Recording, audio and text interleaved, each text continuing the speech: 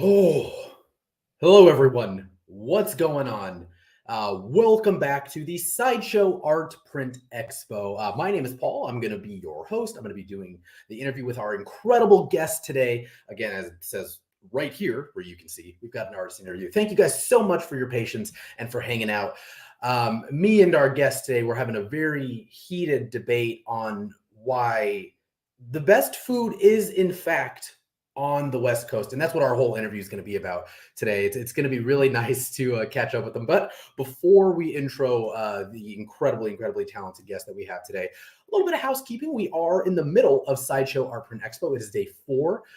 Rob, if you can, let's bring up the schedule of what else we have going on today. So right now we've got the interview with Taurin Clarke. Surprise, surprise. I mean, that's why you're all here. We've got a beautiful photo of him on the thumbnail and everything. But surprise if you were still not in the know. At 1 p.m., we have Unsold Out, where we've got some previously completely sold out art prints. We've got just a few that are going to be available to purchase today at 1 p.m. Pacific. We've got a flash giveaway going on at our Sideshow Art Prints Instagram. And at 3 p.m., we've got Cobbled Cosplay.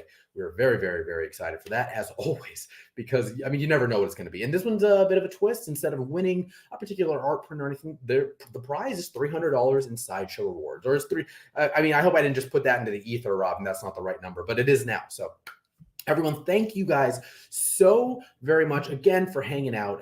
Seriously, so many of you guys have been in the chats hanging on. It was entirely Alex's fault. So without further ado, again, he's a freelancer based in Brooklyn, New York, and is now currently the main cover artist for Miles Morales, Spider-Man 4 Marvel Comics, Icon Rocket for Milestone and DC. But he's also worked with everyone from Image to Boom Studios and, of course, Skybound. The last time we checked in with him during Sideshow Con. So everyone, please give a huge internet round of applause to Mr. Taurin Clarke. How's it going? Thanks, Paul. That West Coast crack, you guys. I will give you guys Mexican food, and then we'll agree to disagree. Well, you know what? It's a long interview, and that's what this whole interview is going to be about: is getting you to move on this side. We'll have shenanigans. We'll just eat our way through both coasts, and then we'll come to learn that the West Coast is the best one. How you doing, man? I'm good, man. It's good to see you. Good to see you. Good to be here. It's good to see you again. How you been? How you been holding up? How you been keeping busy? What are you watching, streaming, reading right now? Oh man, it's a lot of work. Good. I have been working on Miles furiously. We're doing X-Men Red is my other current consistent monthly gig. We're doing we're doing variants That's for all them for the just next for 6 issues. everyone. The cover art, right? Right. Yeah. I mean, I would love. I mean, I don't know if we've seen it, and again, we'll get into the formal interview very soon. But like, do you have any plans that you, or maybe you? I know you can't really tease this out. There's NDAs and everything, but can you? Do you have any plans or any want to do interiors in your entire style? Because like your style is so insane, man. Like, I mean, we're gonna get into what your style is specifically, but like, could you envision yourself like doing interiors for the book? Yeah. Long down the line, I think. Right now, the focus is basically to get as visible and as much work as possible. Because again, I'm the new guy. Like it seems like I've been around for a long time. This is barely cracking year 2 of me working with, with Marvel and DC and everybody. So yeah, Yeah. I don't want to put too much time into doing sequentials. Also, because I have a really high snobby bar of what sequentials should look like, and I'm not capable of doing that. Right, I because we wouldn't did want to give mention, you guys right. yeah, snobby art mindset. We did mention you're from New York, so I mean, I guess everything. I'm very snobby, and I will tell you because again, I am a New Yorker, born and raised. Well, Torin, again, let's backpedal just a little bit and reintroduce you to everyone that is watching. Again, we are live on YouTube, on Facebook, on Twitch. So, Torin, could you explain a little bit about like how you got to where you are working on these incredible covers for like these huge characters, especially someone like Miles, where it's probably arguably now one of the most recognizable names in Spider-Man, in the Spider-Verse, if you will, and like where that comes from, especially being based in New York. Like, I mean, how much of this is like a dream, and now how much of it now is like is work?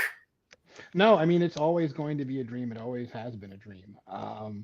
I don't think we got to cover this last time we spoke, but I started drawing pretty much like at 3 years old, and um, it became a passion around my teens. Like I, Wow. yeah, I went to go see Return of the Jedi, and my mom had got me a book that had, because again, Return of the Jedi was 83. So I'm older than most, but I got a book and it had Ralph O'Kari's art in it. So I spent my time just drawing Mm, X-wings and looking at the matte paintings. That's what I really wanted to do. And then I want to say around 84, I got my first like comic books. It was Fantastic Four okay. 288, Fantastic Four 288 with John Byrne, and it had Oh this wow, of course. Yeah. this crazy cover with She-Hulk was in the roster, so it was She-Hulk, Of Reed, course, John Sue, Byrne.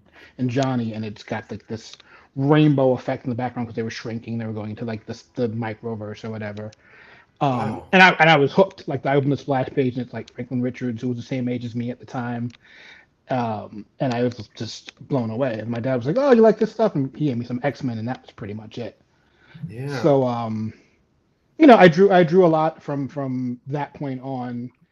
And I wasn't good. You're a kid. You don't have the hand-eye coordination to do these things, but you're passionate about it. Like I love the stories. Yeah. I love the characters.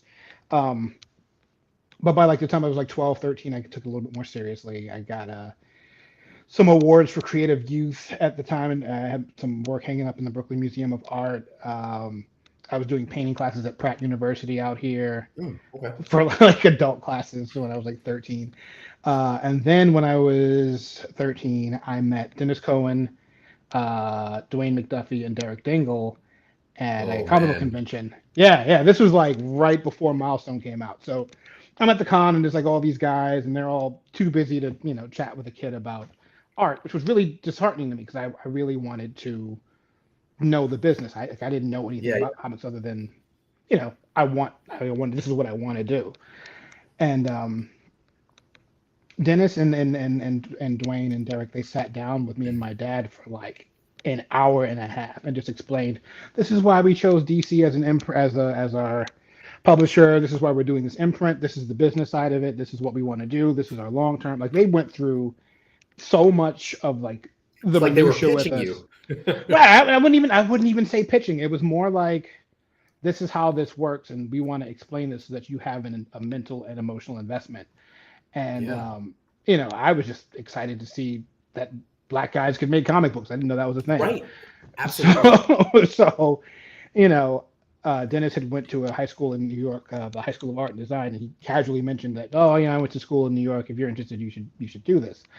And I think by the time I got home, I went and I did my whole portfolio like in a couple of days. And by the end of that year, I was in art school. And You're I mean, just working feverishly. And yeah, man, if you, you you had love to have something, been. yeah. Yeah. I mean, you love something, you work at it. Like I grew up in a weird in between time. Like, there's all the 90s, like Jim Lee's and all that stuff. And I Mhm. love that stuff. But I also grew up with a lot of like the Gil Kanes and the John Burns and the Carmine Infantinos. Like I love Right. the classic style and I love the 90s stuff. So mine was like Mhm. a mixture of both aesthetics. Like I love the flashiness of the 90s, but I love the draftsmanship of, the 60s and 70s art style. And that's interesting because you have a very, very distinct art style. And I remember you telling me how that sort of came about. And there's something that I'd like for you to reiterate for everyone. And you were telling me about how you perceive light and how that makes it Yeah. into your art. So I wonder if for everyone that's watching, if you could go into a little bit about that and then maybe explain how you think that makes your style so distinctive. Oh, for sure. Like I would say when I was younger, you want to be whoever your heroes are. I want to be, I think Travis Charis Chare, I forget how it's pronounced, but I wanted to be him towards the end of my high school career, and then I realized that'll never happen. So I started mimicking like Drew Struzan Yeah. and John J. Muth, and I got more into painting. But then I stopped drawing for 10 years. I focused Oh on wow.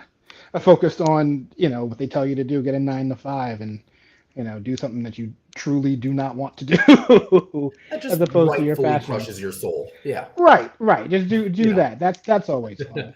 And I guess around 2011, my dad had passed, so he was like my biggest fan when it came to art because he's the guy who put me on the comics. So my mom was into DC and more like she's the one who put me onto Bill Sienkiewicz and that kind Oh, of okay. thing. Like she liked very distinct art styles. And my dad liked classic like Ramita, Silver Yeah, a Surfer, little and bit Thor. country, a little bit rock and roll there. Right, That's exactly. That's where my aesthetic comes from. I like a little bit of weird and I like a little bit of like, damn, this is really good drawing. refined, weird and refined, right? That's what Right, we get with Taurin. right. It's a little bit of a balance.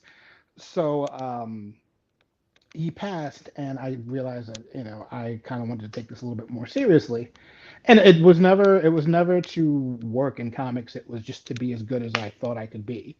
Yeah, And yeah. because I 2 steps back, I had shingles in my right eye, and I lost about 75% of my vision. So I've got like this huge corneal scar that makes light look super intense. So Oh, I had to relearn how to draw after 10 years of not drawing, and now I can't see the damn paper. So I'm trying to figure that out. And what kind of developed from there was a mixture of what I knew versus what I liked versus what I could accomplish. interesting. Um, I mean, the way you draw is essentially how you see the world. Like I think of, Right, right. I think about like my friend Yuko Shimizu, who's an amazing. She's one of my favorite artists ever, and I'm sure she'd be embarrassed if I told her that. But I tell her that all the time, and I'll embarrass her as much as I can. But In front of a couple our hundred people, no big deal. right. Like our styles are so completely different. Like she sees things in black and white and line, and I don't see that. So Hmm. for me, I break it down into light and shadow. Like even looking at you in the chair, like I'm thinking of your beard against the black of the chair against the stark white of the wall. Like I'm separating Oh, elements like that. okay. And that Like I don't. and is that almost instinctual? Like it's Yeah, just a reflex now, or is that when you have to relearn after your eye? it's both. It's both. It's like Okay. it's like muscle memory at this point. Like Right. it's once you learn how to look at things a certain way, and I think most artists will tell you this. Like if you've trained yourselves to look at the world in perspective or in Hmm. color theory, you pick up on these things immediately. So it's kind of like it's second nature now. Okay, Yeah. it might be distracting when I'm talking to someone and I'm looking at them and I'm dismantling the planes of their face versus the light sources and the shadows. But that's that's Yeah, that's yeah. how I work. I've got a group of friends, and out of a majority of us, they're all psychologists. So it's like, are they just working on me? I wonder if that's what it's like around you and your friends. It's like, are they all just figuring out different ways to draw me? It's funny. My friends are all most of my close friends are all they're musicians or Yeah. you know business owners. Like they don't they don't do this, but they're all excellent at what they do. Right, right. Um, and there's I think there's when you have a passion like that, there's a little bit of that inherent desire to see the world through that lens that you just do. Like Yeah, my, yeah. my buddy Damian Reed he's an amazing drummer. I would say the best drummer alive if you ask me. He plays with Robert Glasper Trio. He's amazing. But hearing how he listens to drums versus how I would listen to drums are two Hmm. different things. Another friend of mine, Andrew Wright, he's a studio engineer. He's worked on like Beyonce records and stuff like that, and he'll hear things on records that I just don't hear. And Yeah, it's yeah. the same when I'm looking at art. No one's going to see or hear things the exact same way. Hmm. You know. Yeah, It's that's I mean that's incredible. And so we do have I mean not only did one of your new pieces go up, the Incredible Miles Morales piece, but we brought Rob, let's switch me and Torrent and let's bring up some of his art so we can show people some examples of what he's talking about. Let's see what maybe let's bring up Storm first, because Storm is cool. the first time that you showed me this. And so this is the Storm print that is also based on the Sideshow premium format that we have in our X-Men line. And so you guys can see this Storm print, side.show/Storm Expo. So let's go into this print specifically, and we'll get into Miles as well, because one thing that you do is that like very sort of like high up or that dynamic action perspective that like Yes. I now, you know, you could listen to like a Santana riff and you're like, that's Santana. And if I look Right. at anything that looks similar to this, I'm like, oh, that's Taurin, or that's people trying really poorly to be Taurin. Especially because I've just gotten, you know, it's my job, especially before this, to study this stuff, but also just, you know, knowing you, I became obsessed with it. So Right. why like these particular styles rather than like what we could call like a museum pose that you'd see in like a statue or something? I think for me, I think about comics as mythology almost. Like it's you, Mm, these are your epics. yeah. These characters aren't supposed to be. You're not drawing human beings. You're drawing the approximation of a human being or something better than a human being. For me, Mm, the idea of this pose is this is someone who's clearly above you, like not just yeah. figuratively, but She's a literally queen. above you. Right, right. She's looking down on you from above, like I am Yeah, clearly a yeah. goddess. So Hmm. I think I try to get that commanding aura in my work when I do these things. I want people to kind of feel this better than human aura to the characters that I'm drawing. And Hmm. Storm just if you're drawing Storm, that's just natural. Like I don't think I could draw her and then just like oh, I'm eating a sandwich. Like she'd be eating a sandwich in a way that would make you feel like you've been eating sandwiches wrong your entire life. Am I Right? Am I trash? what is wrong with me? And then we also Exactly. have the other do we have the other version of this, Rob? If not, you can pull up Miles, but there it is. This is her in Ah, her yeah. classic suit, right? This is the all black. So, Yes. you know, versus I'm gonna put Rob to the test here. Rob, let's switch to the white really quickly. Okay, so the way that you see the shadows and the light up here and then the cape are obviously different than the black suit. So how does, you know, with what we've learned about, you know, your eye and the way you perceive color, how does switching out the colors so drastically? I mean, like a majority of the color being that white, you know, sort of 70s type cape, and then this one in the more classic style. How does that light change in your eye? So with the silver, it's you're going to get more reflection because of the fact So that it's a lighter it's a lighter color. It's more of a metallic kind of material, so you're going to get more ambient reflection. mhm. Um, I tend to draw most of the comic book characters' costumes as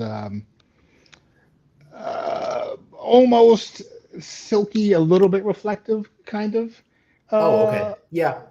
the material. Like, it's Hmm. definitely something that I've evolved to do since doing these. Yeah, yeah, Um, yeah. but the black is just generally going to absorb more light, and it's not going to have that same reflection. I actually really like the black one. I don't want to say more than I like the other one, but the black one it just feels more like Storm to me. Like that's Yeah, I'm used to her agreed. in the old school. Like I love the '90s version, but I really loved the old school Dave Cockrum costume, and the modern Mhm. version always spoke to me. Yeah, I feel like this is more in line with her character. It's not like because she is not inherently, or I don't perceive her to be really flashy, but when her presence is known, it's too late for Right, me. right, And exactly. and so this sort of embodies and evokes that for me. And again, side.show// SV Expo. That'll take you to the Storm variant. They're both up right now. But I want to move on to the new one that we've shown. It is the Miles Morales print. And I hit you up on Instagram about this because the first thing I follow Rob. Can we bring up his social handle really quick? Ha, At is it Modian or is it Muad'Dib, Maudie? whatever. Okay. Yeah, it's So a Dune reference, but I'm not really into Dune. It's a whole inside joke. It was like, what's the dorkiest name you can name an account? And my friend goes, you should call it Muad'Dib, and that's how it that's it. started. Yeah, It's okay. I love like hip hop and I love comics. So my name for a long time was Chewbacca Flocka Flame. I And saw that. I and love it that. Yeah, yeah, and yeah, it yeah. people were usually like, well, this is a nice, you know, heads up to know that like I don't want to be anywhere around you, or it was an immediate handshake. Right, so right. I so I Like get this. you. These are my people. I get this. This Yeah. Chewbacca Flocka Flame. Yeah, no, I felt that. Uh, so okay, this is the new Miles print. Rob, let's bring up the short link so people can head over there. Thank you, sir. Side.show/MM Expo. That'll take you to the link for this. Now there's a lot going on in this one. Not only is Miles in that signature sort of view that, again, we've just talked about, but there's a ton of Easter eggs. And the one I really want to talk about is over his right hand that you snuck in Dazzler. I am a huge super dork Dazzler fan, so anytime I can, I'm gonna sneak in Dazzler. I was surprised they Yeah, gave the okay. I was like, okay, all right, they see how couldn't this see it over goes. that hand. So they're like, No, yeah, no, man. I asked them. I asked them from the concept phase. I was like, is this okay if I give Dazzler a Broadway show and put it on the thing? They're like, yeah, I guess. Why? Sure. Why would you want to do that? Because I love Dazzler, man. Yeah, Real more serious people about it. love Dazzler. And I like Dazzler lends, herself to as a Broadway show. Like, why isn't this done? Right. You And know? also for for me as a kid, it was there was a Dazzler solo series that Bill Sienkiewicz did the covers to, and that is a Okay. huge influence on me. Okay. Like if you were to talk about visual influences on my style, especially when it came to how I see light. Drew Struzan, Bill Sienkiewicz, Bob Peak are probably like the top three, specifically for those Dazzler covers. Yeah. So with this print and looking at it, I mean, could you maybe point out um, some of the Easter? We don't, maybe you don't want to do all of them because people, you got to get this in your house and see these Easter eggs for yourself. Right, But right. maybe point out some of your favorite Easter eggs in here and like what the thought process was behind the entire print, because this is a little bit different for me. It's not as I don't know how to put this. It's not like compared to Storm, the light where there is light isn't as vibrant or violent, almost, if you will. Like Right. with Storm, the lightning was so prominent, and this one's a little more subdued, and Miles is in the focus. So, maybe talk about some of those Easter eggs and what your process was behind this. Well, with this one, I really the art direction was a little bit more. Let's keep it a little neon to kind of give it that Spider Verse vibe, which was kind of nice. It was kind of a nice switch up from Yeah. the normal Miles stuff that I do. So the idea of him jumping down, like I wanted to make sure that you could see the figure. So he's got kind of that golden glow to his Okay. body, like to the like his core body. Hmm. Um, Kind of signaling, okay, there's clearly a warmer light source below him, so like a street light or something like that. But then Right, or all the colors from all the taxis or whatever. right, Yeah. right. But you've also got the Times Square shenanigans. So you've got our on our left, you've got our Mary Jane Watson lipstick ad going on there. Yes. Um, which I really enjoyed doing. I did separate drawings for all of those. A couple didn't make the cut, but I Oh uh man. I just didn't have Oh, enough time to I do didn't all the even crazy things I notice. wanted to do. That's Oscorp right there too. Uh-huh. And is this? That one changed about three times, but I'm happy with the way Oh, it did came it? out. Yeah. Well, the one that I wanted to do, I knew I couldn't do. So I did a sketch and just was like, I'll leave that out. They'll never let me do this. No, absolutely not. There's my buddy Chase Conley, the guy who did the design for Miles's new costume.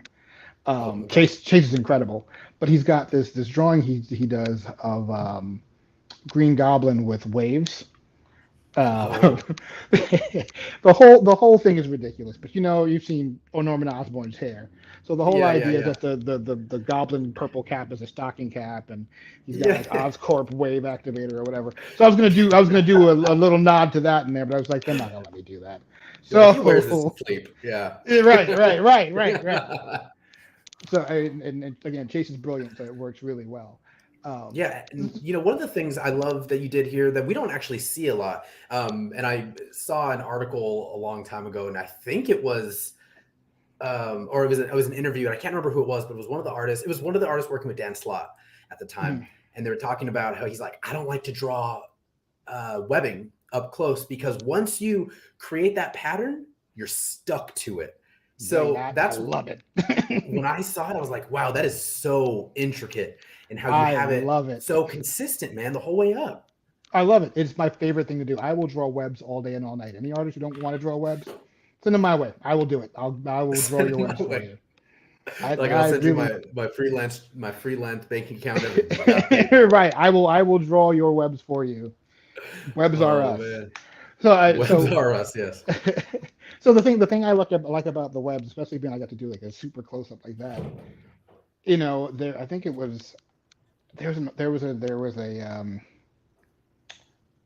kind of a discussion about this. Eric Larson had started. I don't Mm, remember who the person was who started the tangly web thing. I forget who it was. I don't think it was Ramita. It wasn't like McFarlane, or that was probably No, way before that, right? it was before. I mean, maybe Yeah. like Sal Buscema or somebody, like someone Oh, you okay. wouldn't expect to have done that. Hmm. And it was popularized definitely by the later guys, by like the like McFarlane and those guys. But Yeah, yeah. like the idea of there being like a certain texture to the webs always interested me. Like, Hmm. and there's also this is more my personal aesthetic. I don't know why, but I like drawing Miles's webs thicker than I draw Peter's. I guess in Hmm. my mind, I keep thinking that like Peter's a little bit more experienced, so he's like, Refined I'm and gonna do less you with know. more, or Yeah, more yeah. with less. And Hmm. Miles is kind of like, I got webs. It's fine. Yeah. Um, but it also gives me a chance to like, it's the fine little details. But I love the Hmm. idea of, it shoots out in my mind and it kind of spirals a little bit. So Right. there's the fibrous kind of material going around the threads that Hmm. become taut when it reaches whatever it's reaching. And I try to think of it like that. Like what would the texture of something like that be? Like would it be Right. it would be almost like a silk like a silkworm or like a little reflective, but definitely a very And weird to I touch kind of thing. and it's funny because I always think that there's so like when I see webbing, like my brain, like you were just talking about how when you see art, you see it so differently. Like I see webbing. I'm like, Right, oh yeah, right, that's Spider-Man webbing. But right. when I start breaking down, like you said, like the Ramitas, the McFarlanes, and those webbings versus like what you're doing and how he's got thicker webbing versus Peter, because there's that lore that goes into there. That's your, I guess, for lack of a better word, head canon. Right, Um, it just adds more like to this piece, right. and that's why I was curious, we had a lot of questions for you, like in the pre-chat and everything about this, on if you have do you have a default character? Like if you're, I don't know, if you're like in a rut or anything. Like I'm a musician myself, so whenever I Right would on. like get really, really like I just complete writer's block where I felt like absolute garbage and everything I did was terrible, I would just play along to like Stones because it just Oh, made me right feel on. better. So like what is your like Stones? Like is there anything that you draw and you're like, okay, I'm back? Hmm.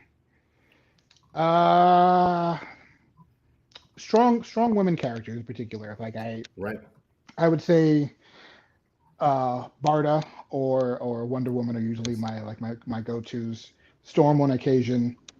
Honestly, I don't draw Spider-Man very often. I've drawn Pete Really? and Miles more as a professional than I ever did as a as a fan artist or whatever. Hmm. Like I love the characters, but they just and then maybe I was just intimidated by the webbing and the poses. Like I still feel intimidated by the webbing and the poses, but it takes thought for me to do something like this. But to draw like Storm, like that's easy. Like I could do that with Oh, my I eyes see. closed. Yeah, You yeah, know, yeah. commanding poses, I can do that all day. But this I'm like I'm sitting down. These are the wheels turning. Right, right. Because this is like I love art like this because it feels like the in-between moments of the superhero landing and like in between frames.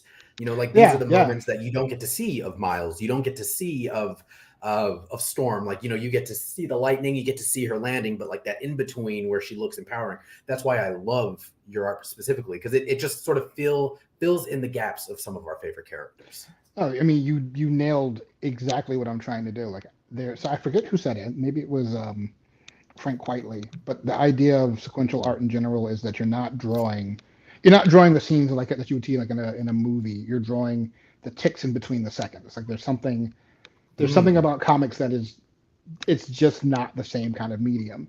So for me, when right. I'm drawing, I'm thinking of what's the motion, what's going to be the most dramatic solution to prompt that the editors give me or that I have in my Mm, head. Like, sure, I could draw Miles fighting a bunch of guys, but we've seen fighting a bunch of guys. Sure, I could draw right. him web Yeah. slinging, but we've seen him web slinging. Him finishing his web and dropping from the sky, that's maybe something we haven't seen so much. Hmm. And you get the slight motion blur on his on the bottom of the web to kind of show that he's Yeah. still in action, which I normally am not a fan of. Like I'm not a big motion blur person. I try to keep my digital stuff as close to how I draw traditionally, Hmm. but when something works, it works, and that Yep. the motion blur that close up really sells it. Yeah, it That's a sure detail that I does. really like. Yeah, and Good. again, the way even between the, like, sort of down there, there's that little tiny baby gap in between the webbing, and you see the Yeah, neon behind it yeah, too. It's just things like that I always talk about whenever we talk about like our statue artists or anyone. It's like they're absolutely details they didn't have to include. In your instance, you didn't have to include that, but it right. just gives it more life. And it's like you are looking right up at Miles. Again, in those in between moments, in between the Yeah, ticks. I had a an art teacher in high school who I loved to death, Mr. Frank, and he would always say that the story's in the details. Like Yeah. you, the more you world build, the more you think about how things work in a physical realm, especially when they're fantasy, especially when it's a spider person jumping from a quadrillion feet in the sky. Or Giving it Dune, a your favorite franchise. or Dune, my Yeah. favorite franchise about Yeah. Yeah. space worms or something. You know, worm drugs, cool. Um, you get those, you get a sense of that this world is tangible, this world is real, and that's kind of important to me. Like I want to believe that these things could happen. I don't want it to be realistic per se, but I want it to Yeah. Yeah. be sellable. Like I want you to believe enough to be like, man, Right. this is a solid fantasy here. Hmm.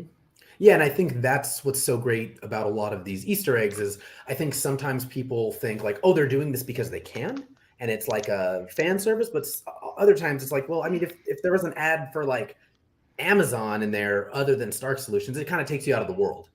Right, So right, right, there, right. yeah, it's a healthy balance, and I think you struck that really well with not having way too many Easter eggs and having just the right amount. That it allows you to think Right, like, oh, what's this Dazzler play look like? Where can I buy MJ, cosmetics? And it's just right. fun things like that, man. It's seriously such a great print.